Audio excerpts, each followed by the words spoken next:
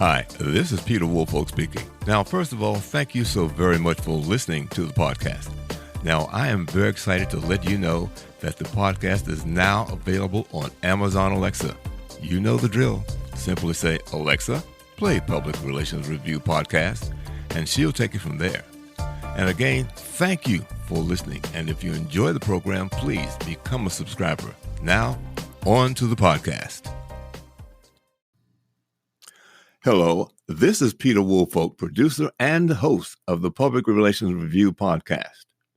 When I conceived this program, my idea was to provide public relations practitioners with a wide variety of solid, useful information and guidance from public relations professionals across America. And we are doing that. I will continue to cover important topics such as crisis communications and artificial intelligence and other such important topics. But I will also address other issues such as diversity in public relations, marketing to women, public relations trends, various data concerns, and much more. From time to time, I will also invite vendors of public relations products on to help you better understand how these products can improve your efficiency and your effectiveness. You will learn a lot from our podcast, so thank you for listening, and please inform your colleagues about the Public Relations Review Podcast and continue listening. Thank you so very much. Welcome. This is the Public Relations Review Podcast, a program to discuss the many facets of public relations with seasoned professionals, educators, authors, and others. Now, here is your host, Peter Woolfolk. Welcome to the Public Relations Review Podcast and to our growing audience across America and around the world. Now, we have some very exciting news today. The introduction of two new PR tools for the PR professionals. Listen to this. Situation 1. As a public relations professional, your project may require that you connect with others in another city or industry to get better information related to your project. Well, there's an app for that. Situation 2. This new program can connect PR pros and brands with journalists around the country who cover their topic. Could this begin to minimize press releases? Well, there's an app for this too. My guest today is founder and president of Decibel Blue, Marketing and Public Relations. Diane Eichler joins us from Denver, Colorado. She brings more than a quarter of a century of experience in branding, marketing, advertising, and public relations from both the client and the agency side. Diane launched her career in Los Angeles with the acclaimed design agency Coy, later moving to Toyota Motor Sales as a director of marketing, and later leading the North American launch of Toyota Celicas, Spiders, and Echo cars. Her experience covers a wide range of areas: real estate, technology, banking, automotive, sports, and much more. She has worked closely on branding of tennis great Andre Agassi, Apple, Alaska Airlines, Baskin-Robbins, and other notable clients. Needless to say, she's won a boatload of awards. Today, however, she's here to present these new public relations programs that can benefit all PR practitioners. First, the PR Loop, and then Story Match. So, Diane, welcome to the Public Relations Review. Thank you. Thank you, Peter, so much for having me. Well, let's start with the PR Loop. Let's explain to our listeners exactly what it is, how it works, how they can use it, and then perhaps how they can begin to take advantage of it. Great. Thank you. So the PR Loop is an online membership community and tool that we created for the industry, the public relations industry, in order to enable our stakeholders, our colleagues, and journalists to connect, to transact business, and ultimately to improve workflow and client deliverables. We realized, my business partner and myself realized after both running agencies for about 15 years each, that we as small entrepreneurs, we are constantly trying to find ways to operate more efficiently and to find tools of value for both our team and our clients. And what we noticed is that as public relations and as our industry is changing and client demands are becoming not just local or regional, but are becoming national, there wasn't a tool out there that connected the public relations industry nationally with other colleagues who could help each other collaborate instead of compete in order to get business done as seamlessly and as profitably as possible. Now, how did you go about locating people? So when you said, and we said in other cities and so forth, how did you go about identifying the individual PR people and what areas they might be interested in? Tell me what that process was like. Right. So our agency, Decibel Blue, we have offices in Scottsdale, Arizona, and in Denver, Colorado. And we handle both local business but also national business. And we would have, as our clients would develop in their businesses, the requests would come to us that were more national in nature. So, we have a client who was doing a SMT out in New York City, and we didn't really have connections out in New York City because we were more of a West Coast agency. Mm-hmm. So normally how we would conduct this business is we would go on the internet, we do a lot of research, we put a lot of sweat equity and a lot of time into trying to connect with colleagues and service providers out in an area that we did not know. And ultimately what we found is that the people who would help us the most were the people who were in the industry.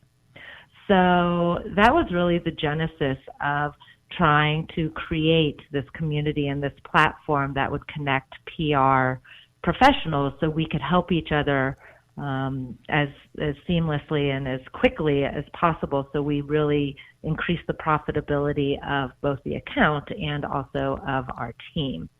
So we are launching in the end of January, and so far we've had some really great response and a lot of interest from a lot of our colleagues around the country to get onto our platform. So our main source of marketing so far has been to reach out to obviously our network, but also to reach out to those digitally on social media and the like. Now, when we talk about other cities, does that mean that every state is covered here? And how many cities in those states? How did you work your way through that? Yeah, that's a really great question, because as anything, any type of software platform or any type of product, you really have to understand both your geographic market and also your industry market, right? Your target audience. And so, yes, we will have communities for, and we're calling them loops. So we will have both geographic loops and we will have industry loops. So our geographic loops, we really focused on the top 20 DMAs in the United States for now. We will definitely be opening it up as we grow to include some other DMAs. But we really felt that if we could get a lot of traction for the top DMAs in the United States, that would be a very attractive starting point for us, because somebody in San Francisco might want to talk to somebody in Chicago or Atlanta or, New York or LA. So we really tried to focus on the major metropolitan markets for our initial launch. Okay. Now, in terms of industries, how broad a reach is that? I mean, how many industries are we talking about that someone might be able to seek information from? You know what? It's really endless. We have a list of maybe the top 25 industries right now that will be our industry loops, and they range from everything from automotive to entertainment to finance to health and wellness to real estate. Maybe, the top, again, 25 industries. But we do have a feature on our site where you can request a loop or request an industry or request a geographic area that might not be represented right now at our launch. And we will certainly do our best if we find interest in an area that isn't covered to get those areas up as quickly as possible. That brings up another question, since you said you initially concentrated on the top 20 DMAs. Now, suppose someone who's very active in the PR business is not would like to be a part of that. Let's say maybe they're at number 35 DMA. Can they apply some sort of way to say we would like to be a part of this project? Absolutely. We're here to service and to provide value to our PR community nationally. If we have an advocate and somebody in any DMA who feels that this is a product that would be helpful to their particular community, even if they're not in the top 20 DMA, we can activate a community very quickly based on a request. Okay. So we would definitely do that. We just felt that when you try to get anybody onto a new software platform, you really want to get engagement.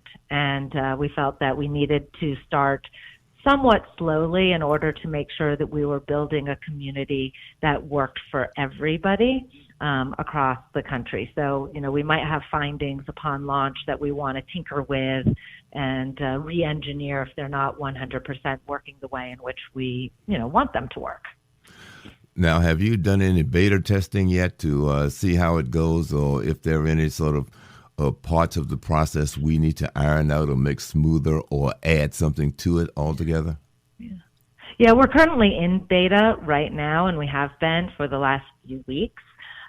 We have a team of 4 individuals on our team right now. So it's the 2 founders. We have our chief technology officer, and we have a community manager.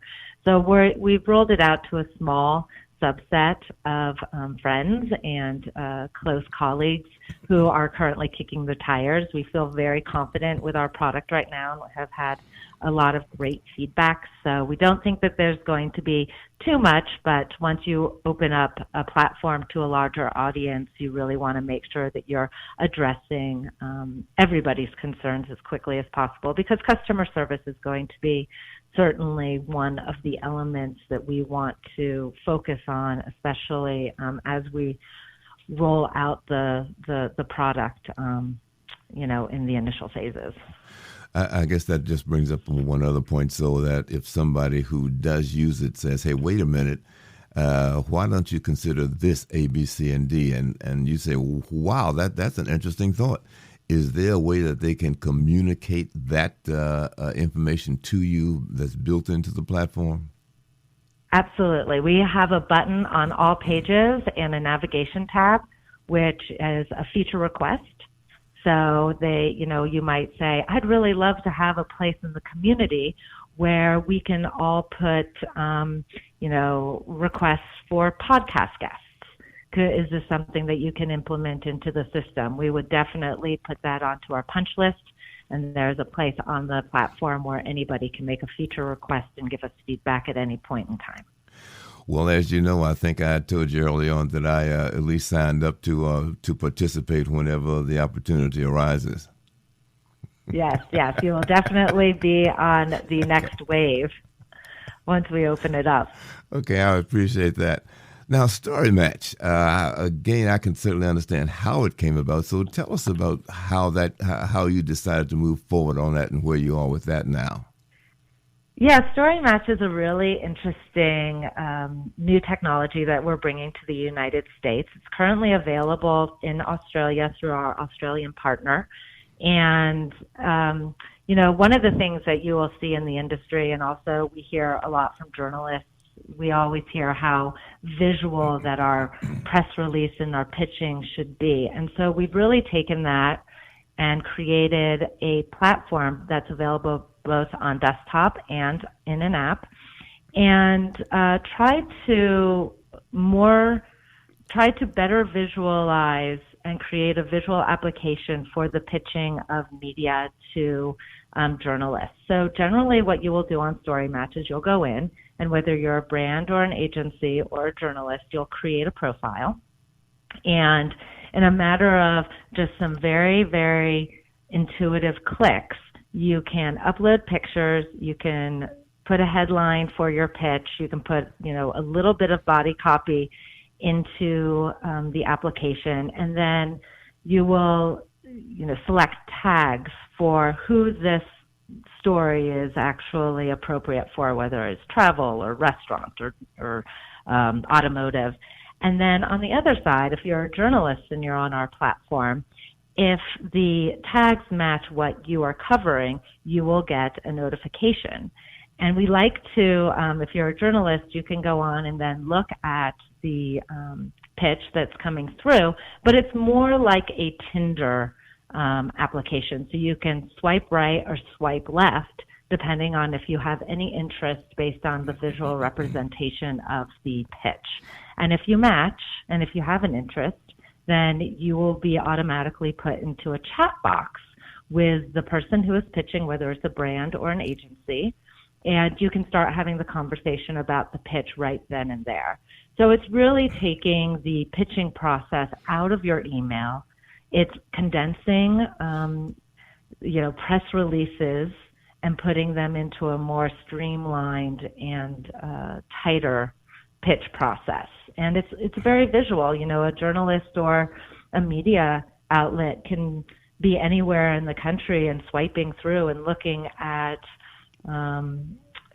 stories and pitches, and right then and there knowing if there is a match rather than having to go through their emails. And it's a very visual process. Well, you mentioned that this program is up and running in Australia. What sort of successes are they having down there? I mean, basically, you already have a sort of a roadmap or a guideline how to do it. How are they faring with this project? Right. Fantastically. It's been out on the market probably about a year already down in Australia. Now, Australia is really interesting because it's a much smaller market than the United States. So they've had a tremendous amount of journalists who are very interested in using the platform, so much so that we know that we have a case study and we have, people already on the platform using it in Australia. So we know that we've got a good case study to bring it to the United States. Well, since you did say Australia is a much smaller market, do you envision any major hurdles here as compared to what they may have had in launching in Australia? It's funny. We talk at length about these types of topics. The United States is such a unique market because it is so large.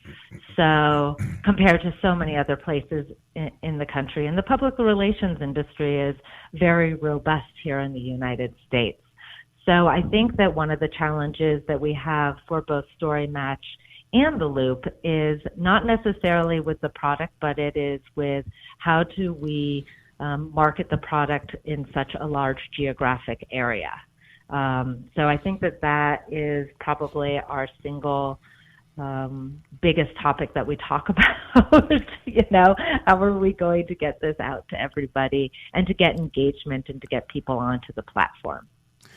And I guess that raises another question because, as you said, I guess it's a question of scaling.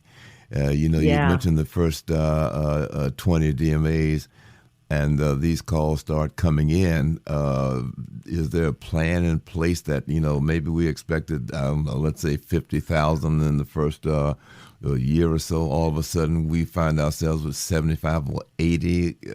Is there a plan in place to adjust to that, quickly adjust to upward scaling? Yeah, we if those numbers come to fruition in the first year, we would be thrilled. The scaling issue is one that a lot of companies really grapple with. And for us, we do feel that the products are going to be so useful and of such value to very different types of stakeholders, whether it's a owner of an agency who wants to make their team more profitable or an account more profitable.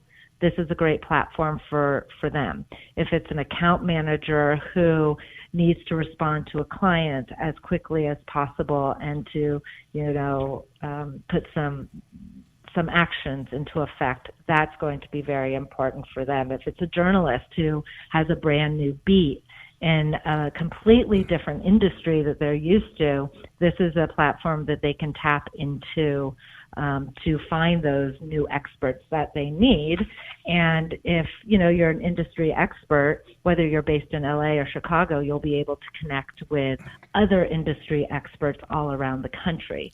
So we are hoping that in each one of our demographic areas, we'll be able to really find some advocates in each one of these areas that we can bring onto the platform to help us to really spread the word out into each one of their geographic areas.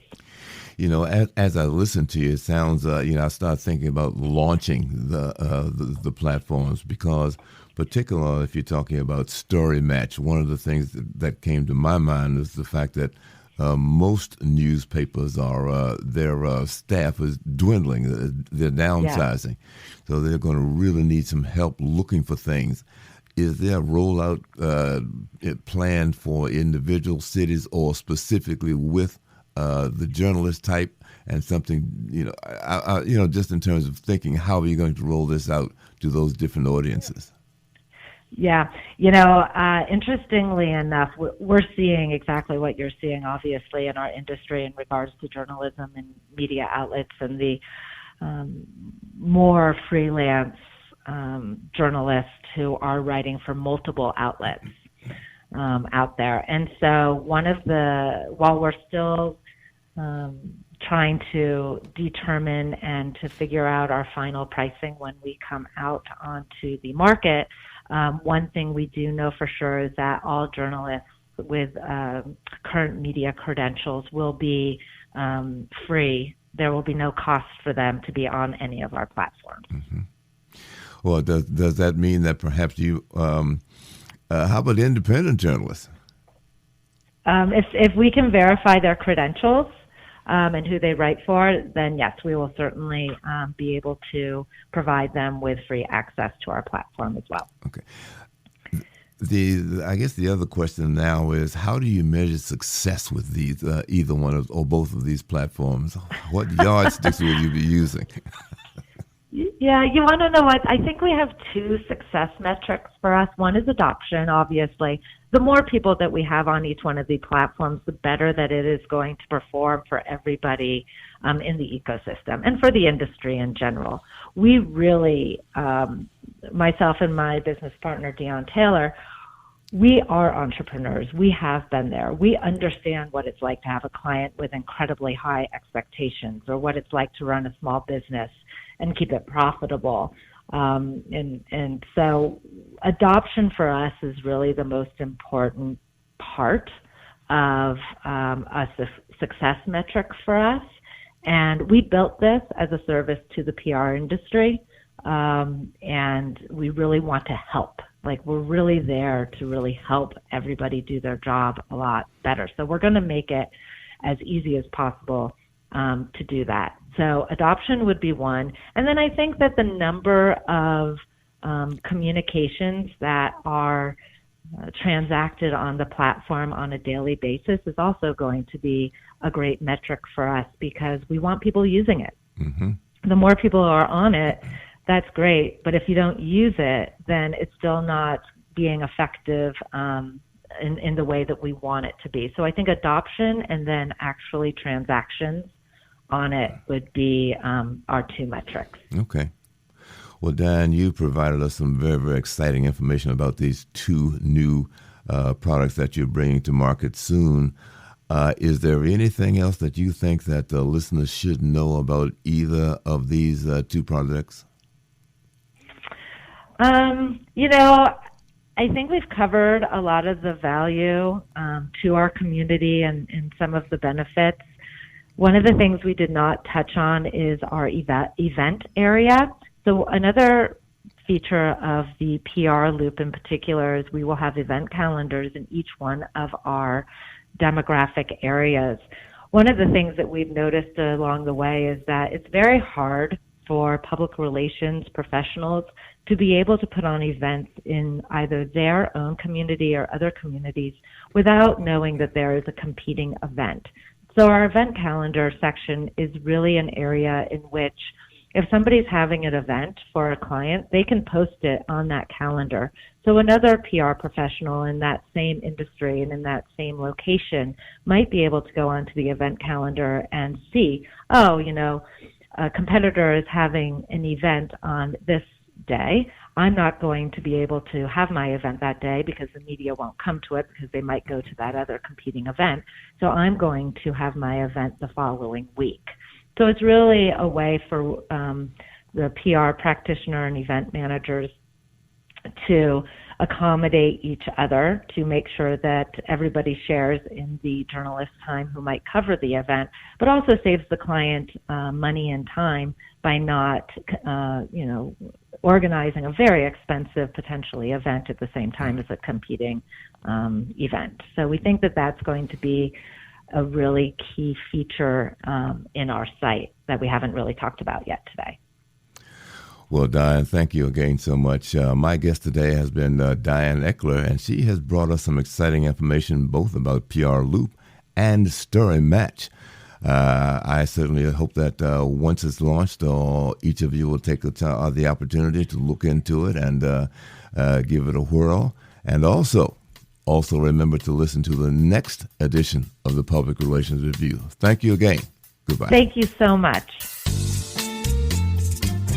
This podcast is produced by Communication Strategies, an award-winning public relations and public affairs firm headquartered in Nashville, Tennessee.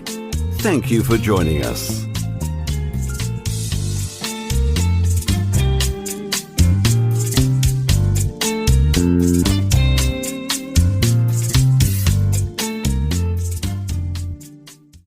Hello, this is Peter Woolfolk. First, let me say thank you so much for being a listener.